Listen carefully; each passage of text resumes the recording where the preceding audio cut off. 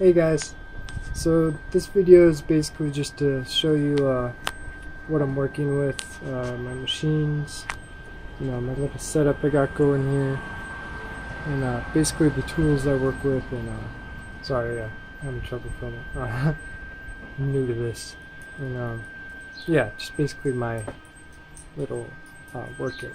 So here we go. So here's where I work right here. I made a little hole right here so I could hold my MIG torch and my arc stinger. I've got the ground clamp for the MIG right here and the ground clamp for the arc right here. Here are my gloves. I've got a clamp right here.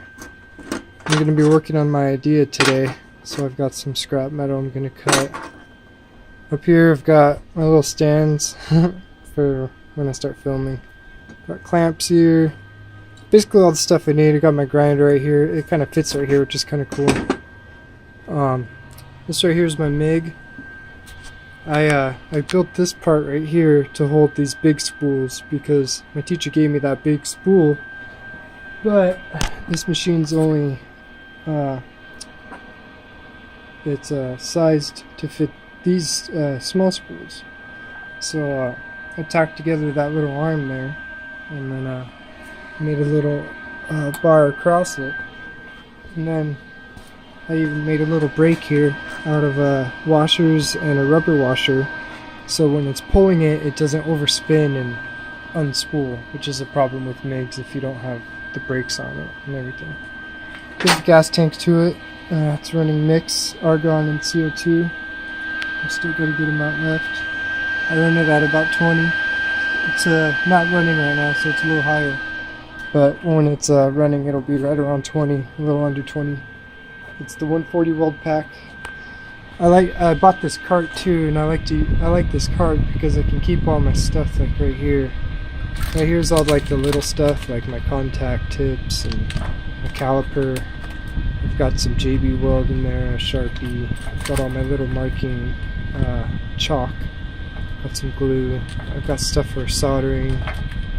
All the little stuff. And down here I've got my wire, some tape, and I've got all the common wrenches that I use to take the valves off of my tanks and tighten them back on. And I've got an older torch here. This is the one my grandpa used.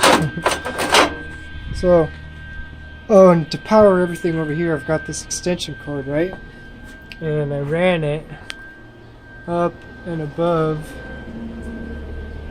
and over to the only outlet that it could go to, because I got sick of rolling it up and unrolling it every time I wanted to weld.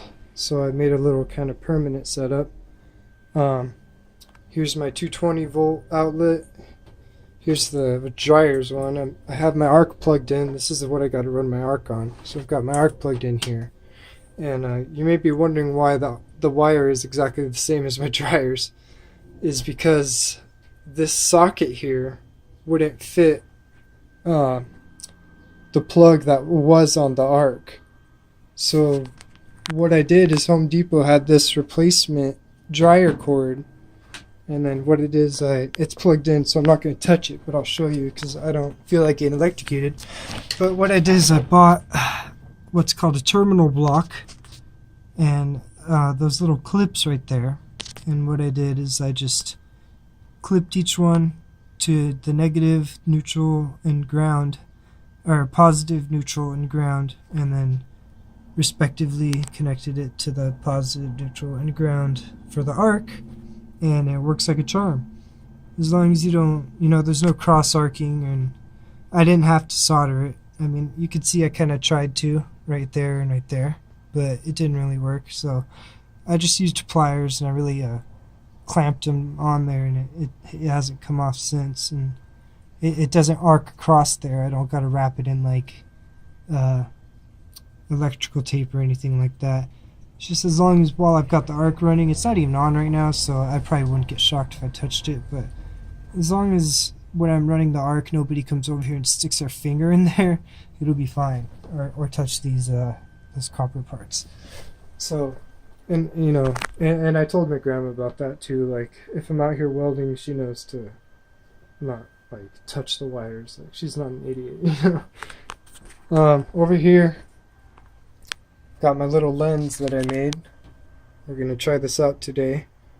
What this does is it clips over this phone's camera, and then hopefully you're gonna be able to see exactly what I see. Okay. What else do I... Oh yeah, here's my arc. It's really old. It's older than me. It's an AC one, which is honestly it's really it's a cheap welder. It gets the job done though, you know. I can't complain. Got it for free. It's my grandpa's.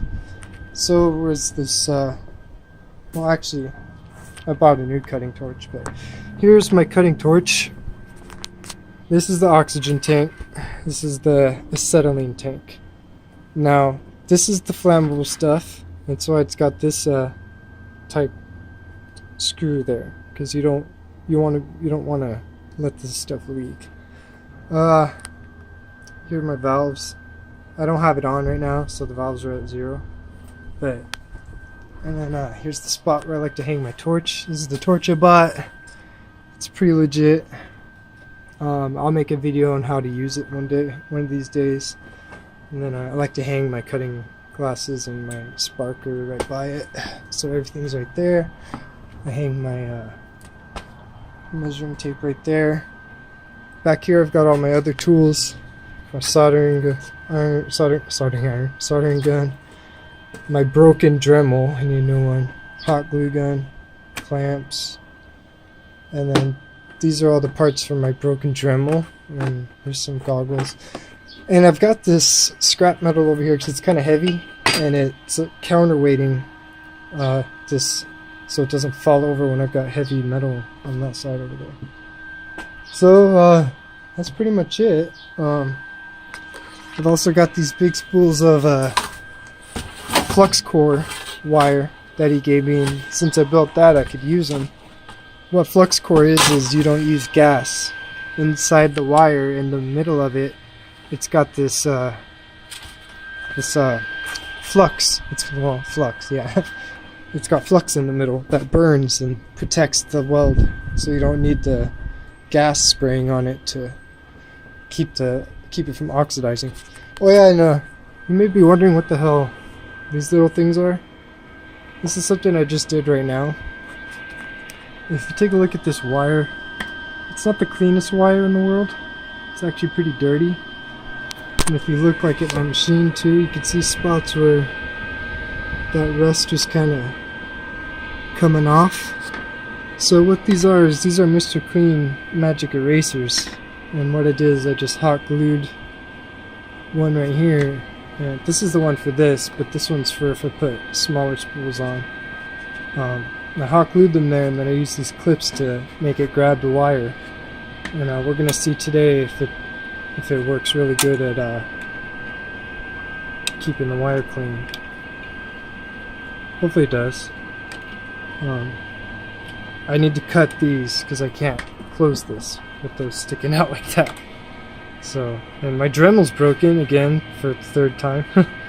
But I might just hit it with the torch. I don't know. Or maybe I'll just take these off and buy a new magic eraser and make a better one, because these are kind of half-assed. But anyway, so that's the introduction. Hope you enjoyed it. I will be making more videos today, but I might not be posting them unless I can get that lens to work. Then I'll post those. But anyway, thank you for watching, and be more soon.